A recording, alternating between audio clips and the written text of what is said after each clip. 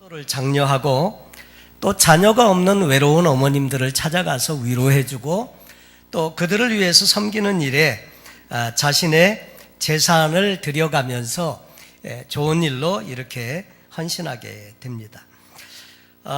주일학교에서 어머니 은혜에 감사하는 표로 자녀들에게 가슴에 꽃을 달고 주일 예배에 참석하게 했는데, 어머니가 살아계신 자녀는 빨간 카네이션을 달았고 또 어머님이 안 계시고 돌아가신 자녀들은 하얀 카네이션을 달고 예배에 참석을 하게 되었습니다. 요즘은 어머니들이 카네이션을 다는데 그때 처음에는 자녀들이 카네이션을 달았다고 하는 거죠.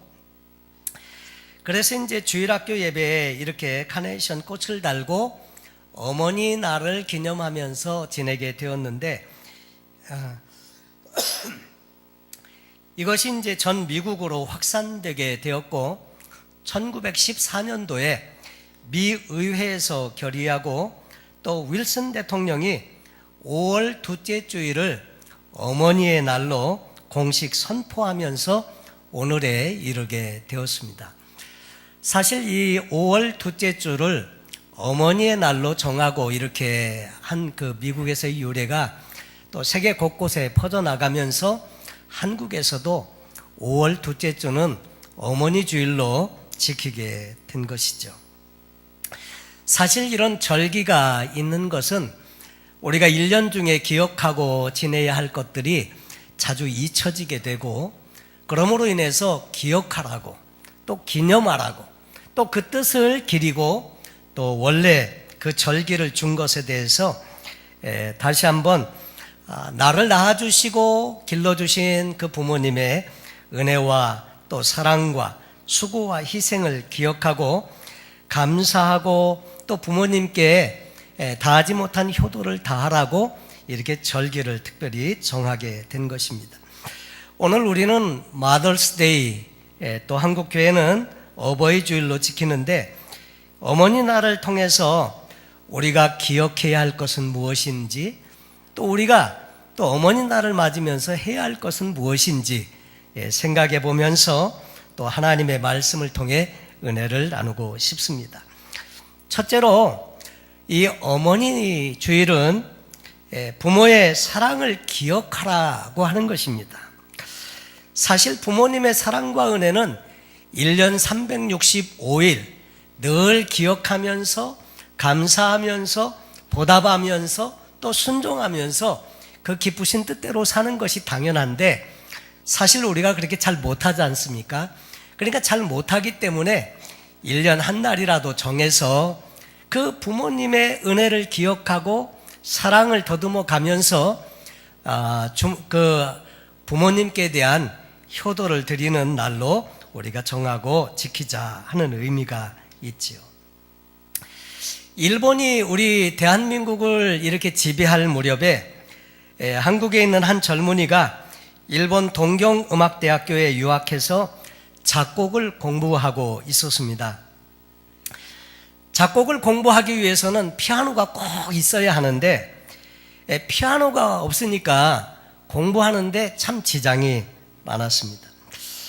그래서 꼭 피아노를 사야 하는데 사야 할 형편도 안 되고 돈도 없고, 그래서 고국에 계신 어머님께 편지를 썼습니다.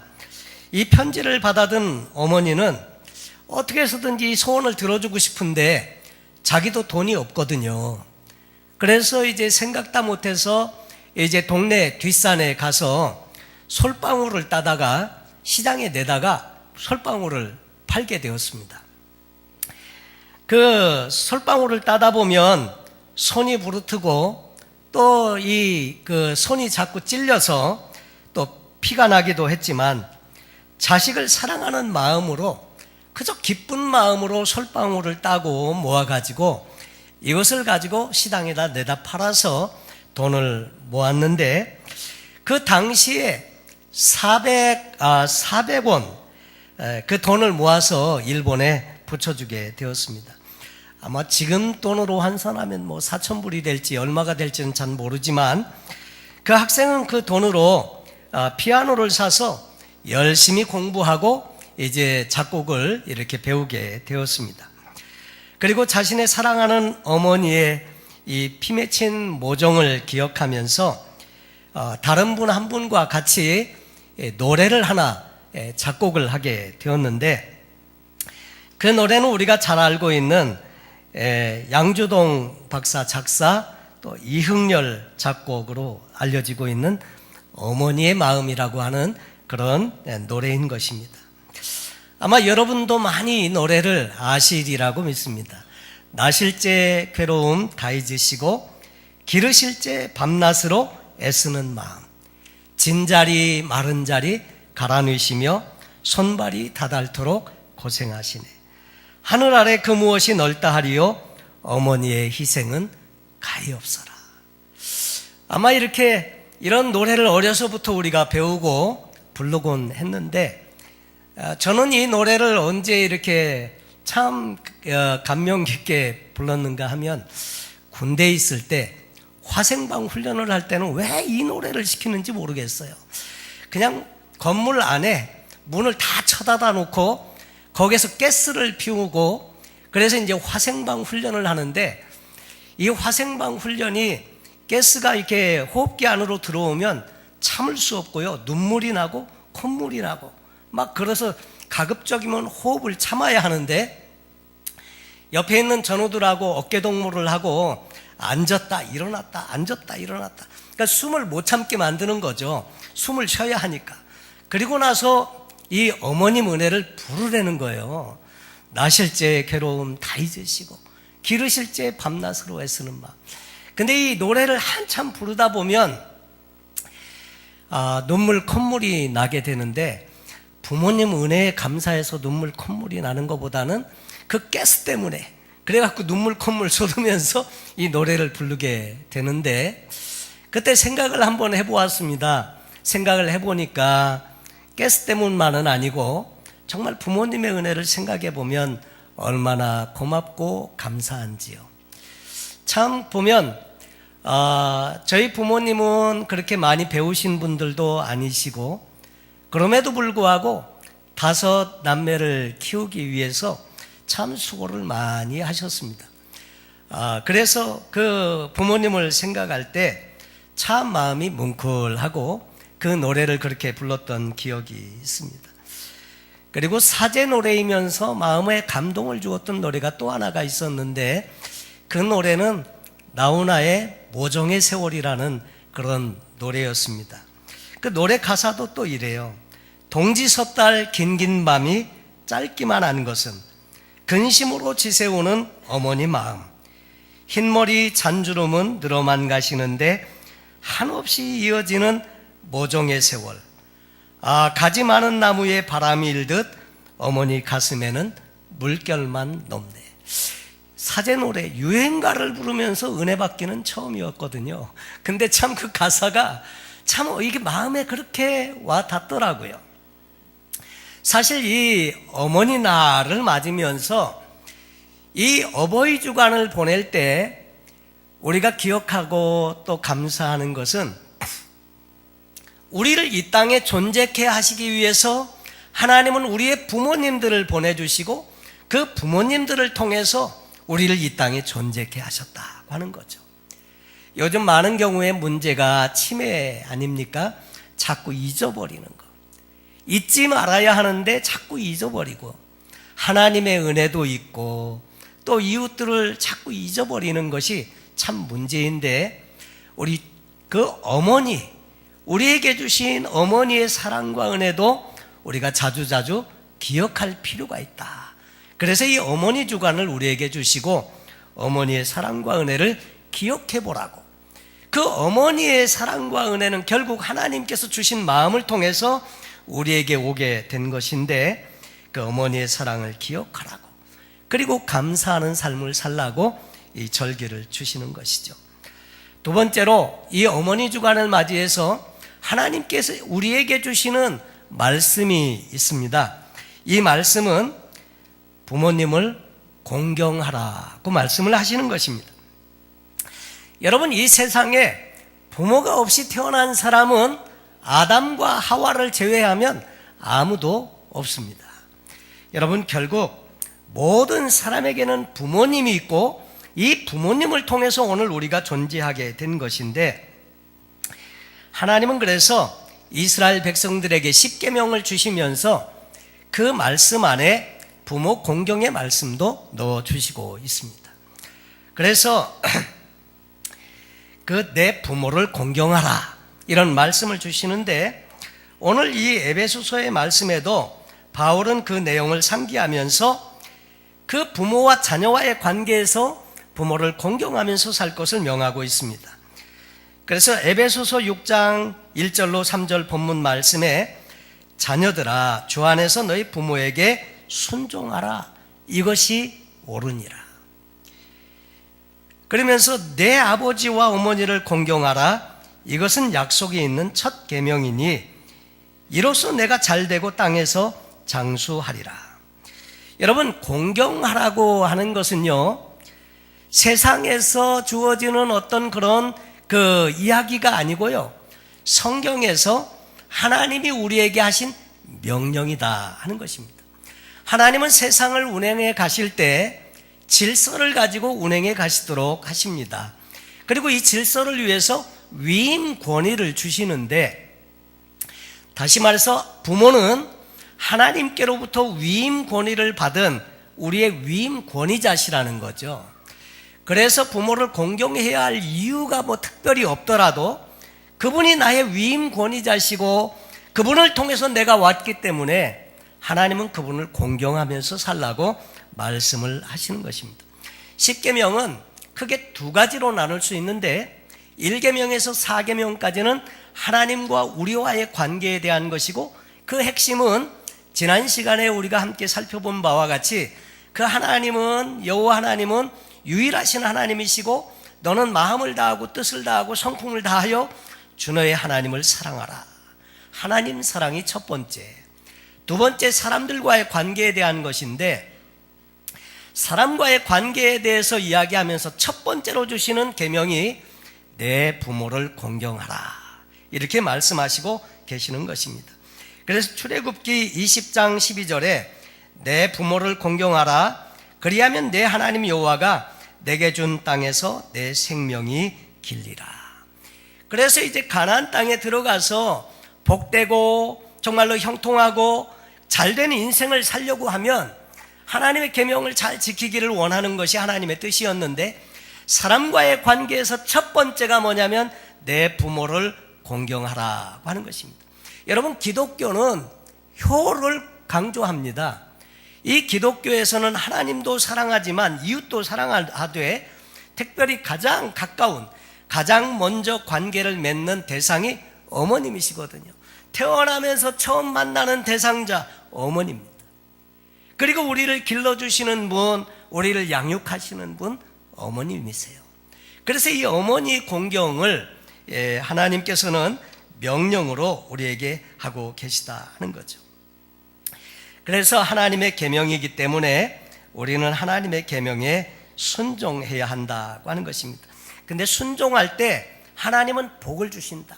땅에서 잘되고 장수하게 되는 복을 약속해 주신 성경 가운데 나오는 가장 첫 계명이 내 부모를 공경하라, 그런 말씀이라고 하는 거죠. 그래서 마가복음 7장에 예수님께서 바리새인들과 이야기를 하면서 이렇게 말씀을 하십니다. 모세는 내 부모를 공경하라 하고 또 아버지나 어머니를 모욕하는 자는 죽음을 당하리라 하였거늘.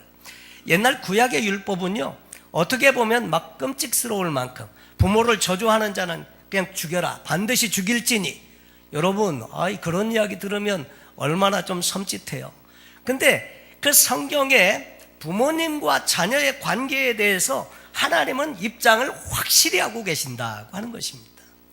그 위계 질서를 어기는 사람은 하나님과의 관계에도 그 하나님을 공경할 수가 없다고 하는 거죠. 여러분, 사람에게는 됨됨이라는 것이 있습니다. 근데 부모님에 대해서 거스리고 반역하고 하는 그런 분들은 하나님과의 관계를 맺는데 어려움이 참 많이 있고요. 그래서 부모님을 공경하고 부모님을 잘 섬기는 분들은 대개의 경우 신앙생활에도 하나님의 은혜를 많이 경험을 하게 되는 것을 보게 되죠. 그러면서 예수님은 이런 말씀을 하세요. 너희는 이르되 사람이 아버지에게나 어머니에게나 말하기를 내가 드려 유익하게 할 것이 고르반 곧 하나님께 드림이 되었다고 하기만 하면 그만이라 하고 자기 아버지나 어머니에게 다시 아무것도 하여 드리기를 허락하지 아니하여. 부모님께 드릴 좋은 것이 있는데 부모님께 대하여 이건 하나님께 드린 것입니다. 그래서 아버님 어머님께 드릴 수가 없습니다. 고르반, 그것은 하나님 보시기에, 예수님 보시기에 좋은 것이 아니었다고 하는 거죠. 물론 하나님은 모든 것의 주인이시고 하지만, 그러나 오히려 부모님을 섬길 수 있는 기회를 오히려 고르반이라고 핑계해가지고 그것을 책임을 잘 하지 않는, 그것은 옳지 않다는 것을 예수님은 지적해 주시고 있습니다. 예수님도 살아계시면서 그 효에 대한 좋은 모범을 보인 것 중에 하나가, 예수님께서 십자가에 달리셨을 때 요한복음 19장에 보면 그 마리아와 이 그 사랑하시는 제자에게 이렇게 그 말씀을 하십니다. 예수의 십자가 곁에는 그 어머니와 이모와 글로바의 아내 마리아와 막달라 마리아가 섰는지라. 예수님의 어머니도 마리아, 또 글로바의 아내의 이름도 마리아, 또 막달라 마리아, 그리고 이모, 예수님의 이모, 그럼 마리아의 아마 여형제 중에 한 분이 거기 십자가에 달리실 때 계셨나 봅니다. 근데 그 여인들을 바라보면서 예수님께서 이렇게 말씀을 하십니다. 예수께서 자기의 어머니와 사랑하시는 제자가 곁에 서 있는 것을 보시고, 사랑하시는 제자가 누굴까요? 예수님의 사랑하시는 제자, 요한복음을 기록한 요한입니다. 예수님의 사랑하시는 제자 요한을 보시고 자기 어머니에게 말씀하시기를 여자여 보소서 아들이니이다. 그리고 이 요한에게 또 이렇게 말합니다. 보라 내 어머니라. 그때부터 그 제자가 그 어머니 마리아를 자기 집에 모시니라 그랬습니다. 제가 지난번에 터키에 갔을 때 에베소를 들렀는데, 이 에베소에서 이 사도 요한은 예수님의 친어머니인 마리아를 평생 모셨다고 하는 그런 이야기를 들었습니다. 그 십자가에서 처절하게 죽어가면서까지 그 어머니를 기억하고 또 자기 제자에게 부탁하는 예수님의 모습을 보면서 예수님 역시 육신의 어머님을 정말 효도를 다하는 마음으로 섬기고 있는 모습을 보게 됩니다. 여러분, 성경에 보면 내 아버지와 어머니를 공경하라, 이것이 약속이 있는 첫 계명이니 이는 내가 잘되고 땅에서 장수하리라 말씀을 하고 있습니다. 이 창세기에 보면 아브라함과 그 아들 이삭에 대한 이야기가 나옵니다. 아브라함은 100세의 자식을 얻었고 모리아산의 번제로 아들을 바치라고 할 때 그 명령에 순종해서 나갈 때 아마 그의 나이는 115세 이상이 되었을 것으로 생각하고 있습니다. 그런데 어떻게 그 나이 많은 아버지의 말씀에 그 아들 이삭이 순순히 이 결박을 당하고 그 제단 위에 누워 있을까? 사실 생각을 해보면요, 아들이 도망가 버리면 아버지는 그 아들 이삭을 번제로 드릴 수가 없습니다. 근데 아마도 이 이삭은 하나님이 너를 번제로 드리라고 하신다. 그럴 때 순순히 그 아버지의 말에 순종하고 손을 내밀고 그 버려놓은 장작 위에 이렇게 누워버렸다고 하는 거죠. 그렇지 않고서는 어떻게 그 아들 팔팔한 이삭이 그 제단에 묶여서 누워있을 수가 있을까? 결국 그 아들 이삭은 순종의 자식이라고 사람들이 많이 알게 되는데, 그래서 그랬는지 이 이삭은요, 인생을 지내는 동안에 어려운 일이 별로 없었습니다. 오히려 그 이삭의 아들이었던 야곱은 나중에 바로왕 앞에 섰을 때 이렇게 말하죠. 내 나이 130인데 조상들의 연수에는 미치지 못하지만 내가 험악한 세월을 보냈습니다. 그 야곱은 험악한 세월을 보냈다고 고백하는데 이삭은 별로 그런 것이 없어요. 농사를 지으면 100배나 받고요.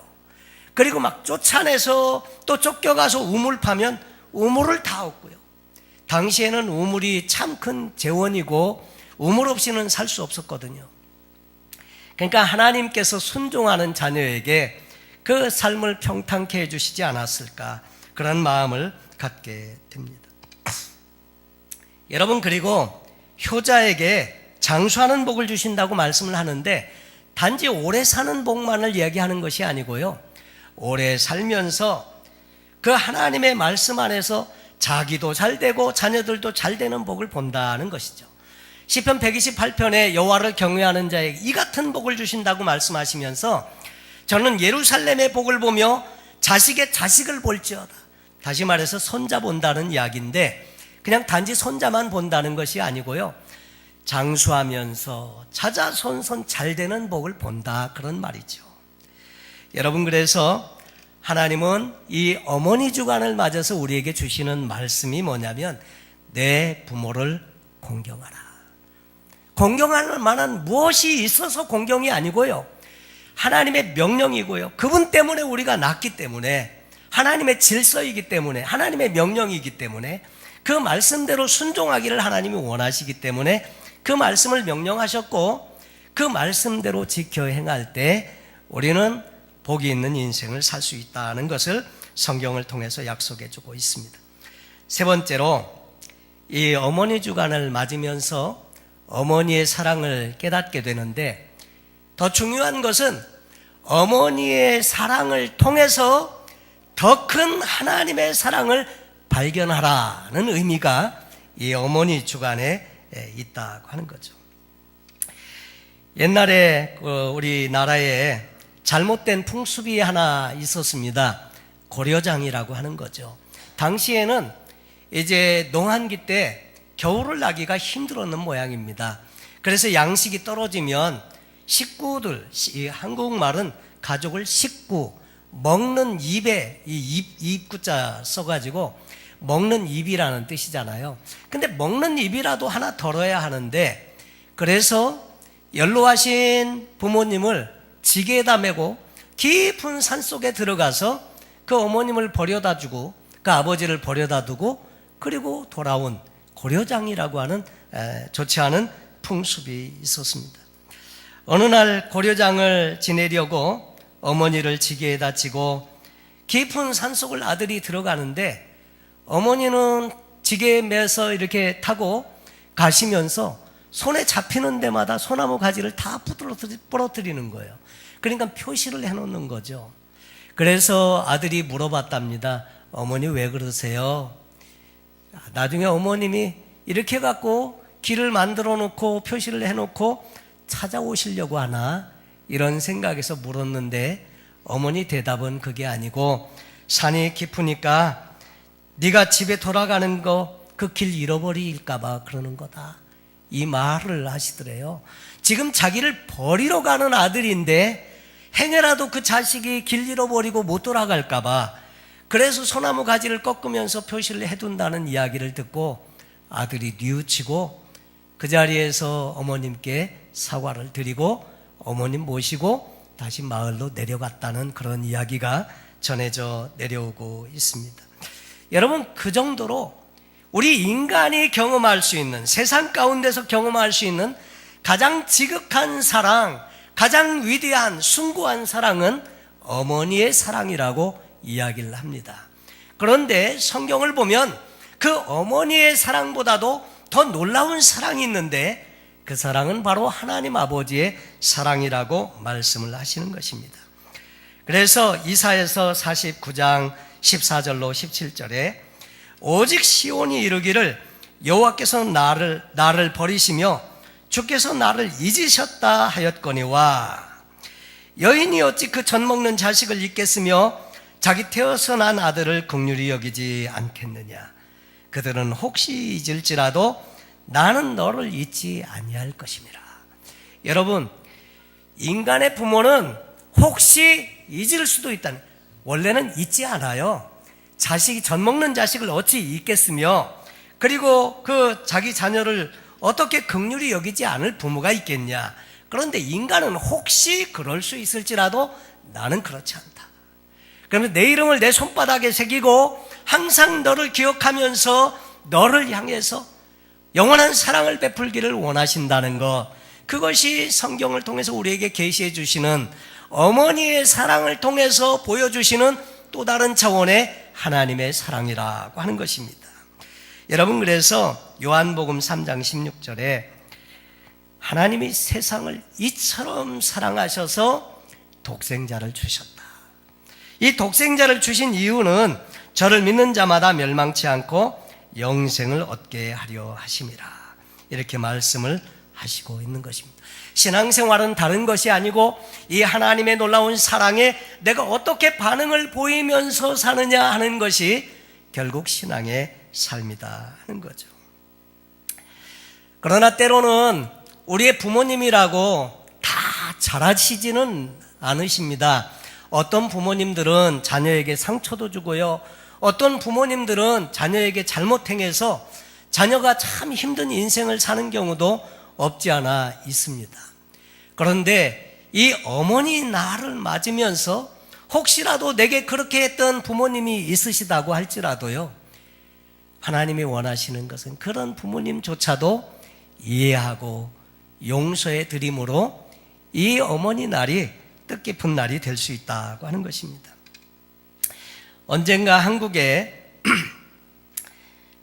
입양야 출신인 30살의 여자 변호사가 미국에서 나가서 어머니를 찾게 되었습니다.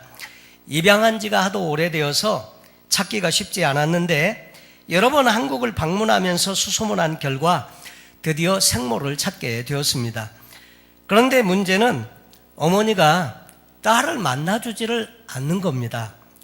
딸은 어머니 생모를 만나고 싶은데 어머니는 안 만나주는 거예요. 왜냐하니까 딸을 내버린 죄인이 어찌 이제 와서 딸의 얼굴을 볼 수 있겠냐는 겁니다. 죄책감 때문에. 딸을 버릴 때는 언제고 이제 딸이 잘 돼서 돌아와서 엄마를 찾는다고 어떻게 그 딸을 맞을 수가 있겠냐는 거예요. 그래서 양심의 죄책감 때문에 그 딸을 만나기를 거부하고 있는 겁니다. 그런데 그 어머니가 딸이 보낸 편지 한 장을 받아놓고는 마음을 바꾸어서 재회를 하게 된 내용의 이야기가 보도가 된 적이 있습니다. 그 딸이 보낸 편지에는 이런 내용입니다. 엄마, 당신은 이 지구상의 유일한 나의 엄마입니다. 왜냐하면 하나님이 나를 이 땅에 태어나도록 만드신 생명의 통로이기 때문입니다. 그 이유 하나만으로도 당신은 나의 어머니가 될 자격이 충분합니다. 그 편지를 받아들고 그 엄마가 얼마나 울었겠습니까? 그리고 그 딸을 드디어 용기를 내서 만나게 된 사연이 전해 내려오는 것이죠. 자기를 버려두고 낯선 땅에서 외롭게 살게 했던 그 엄마.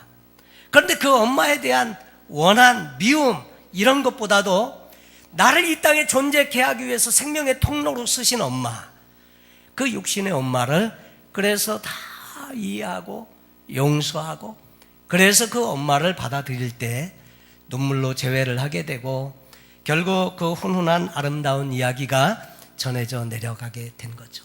또 인터넷에 보면 이런 이야기가 있더라고요. 어떤 분이 90이 넘으신 아버지가 금강산이 12,000봉이라더라.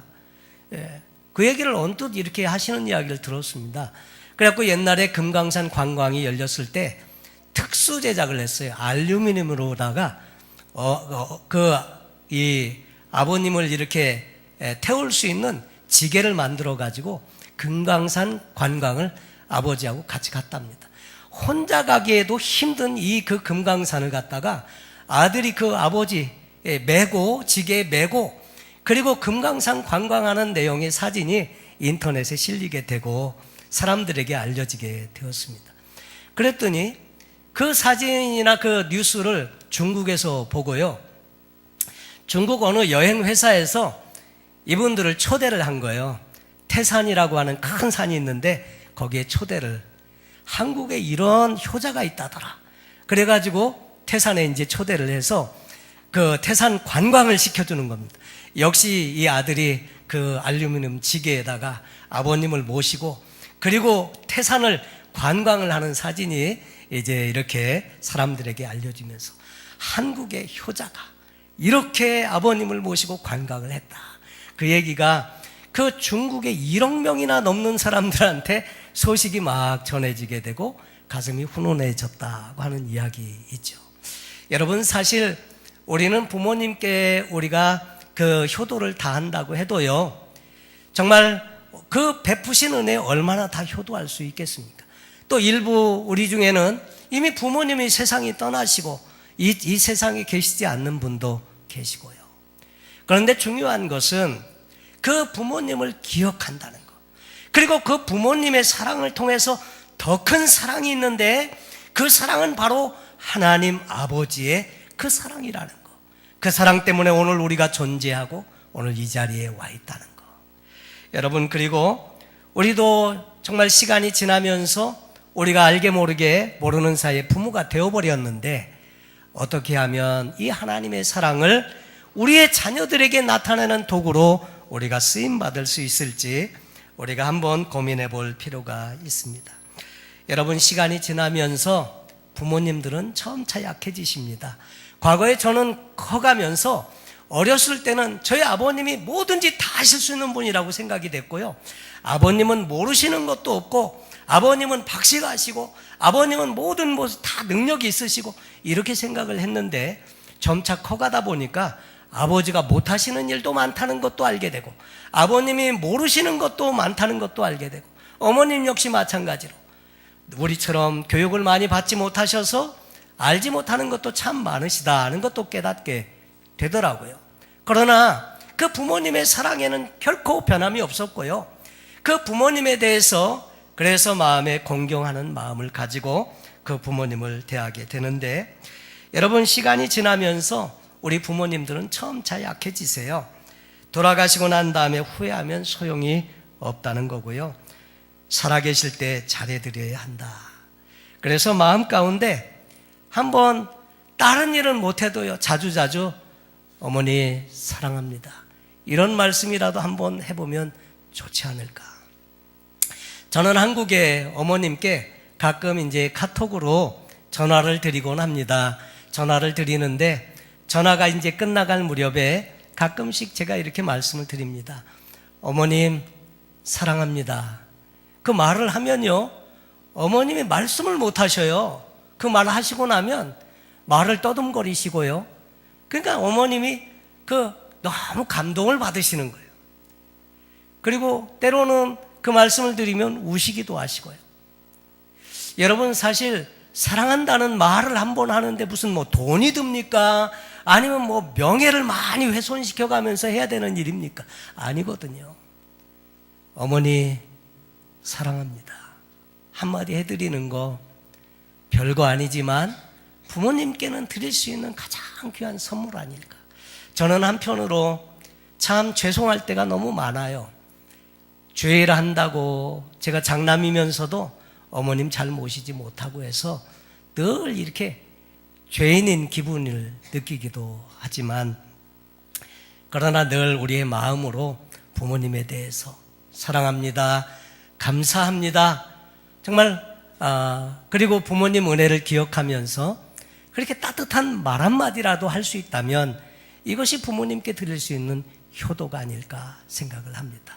그러면서 또 한편으로 우리 하나님께 대해서도 하나님 감사합니다, 하나님 사랑합니다, 좋은 부모님 주셔서 이 땅에 이렇게 존재케 하시고 하나님을 알 수 있게 해주신 거 감사합니다, 사랑합니다, 이런 고백을 드릴 수 있는 아름다운 어머니 주일 되시면 좋겠습니다. 하나님을 사랑하고 또 어머니를 공경하는 그런 분들은 신앙생활도 늘 보면 은혜가 있는 삶을 사시더라고요. 여러분, 우리의 삶에 앞으로 부모님께 잘해드리겠습니다. 이 땅에 계시는 동안에 최선을 다하고 우리 역시 좋은 부모가 되기를 소원합니다. 이런 마음을 주님 앞에 또 기도의 제목으로 올려드릴 수 있으면 좋을 줄로 믿습니다. 어머니 주일을 맞아서 또 이 자리에 함께 하신 모든 어머니들께 우리 하나님의 크신 은혜가 넘치시기를 바라고, 어머니뿐만 아니라 아버지들과 모든 분들께 가정에 놀라운 하나님의 은혜가 넘치게 되시기를 예수님의 이름으로 축원합니다. 기도하겠습니다. 하나님 아버지, 이 어머니 주일을 우리에게 허락해 주신 것은 어머니의 사랑을 다시 한번 기억하라고, 또 감사하는 삶을 살라고 주시는 것임을 믿습니다. 또한 아버지, 부모님을 공경하라고 하시는 말씀은 약속 있는 첫 계명이고 하나님이 원하시고, 그래서 기꺼이 우리도 부모님을 공경하는 삶을 살기를 소원합니다. 또 부모님의 사랑을 통해서 하나님의 더 크신 사랑을 깨닫게 됩니다. 남은 삶이 우리 하나님 아버지를 기쁘시게 하는 삶이 될 수 있도록 우리 모두에게 은혜를 더하여 주시옵소서. 감사하며 예수님 이름으로 기도하옵나이다. 아멘. 우리 말씀을 기억하시면서 우리 찬송 579장입니다. 또 준비한 예물 봉헌하시도록 하겠습니다.